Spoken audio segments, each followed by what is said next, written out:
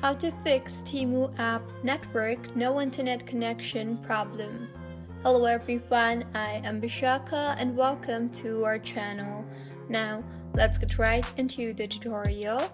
Firstly, go ahead and make sure you are connected to a proper working internet connection. If not, you can also switch between networks, that is, if you are using Wi-Fi, switch to cellular, and if you are using cellular, switch to Wi-Fi. Next, open App Store and tap on the search bar and search for Temu. Make sure the app is updated to its latest version for the app to function smoothly. Mine is showing open here, which means the app is up to date. If not, it would show update instead of open. See if the issue is fixed or not. If not, launch the settings application on your device. Now, tap on General and then on iPhone Storage.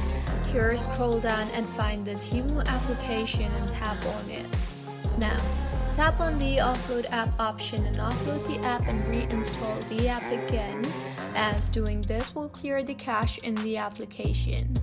Doing this will also free up storage used by the app and will further fix the bugs in the app, and by now, your Temu application should be working just fine.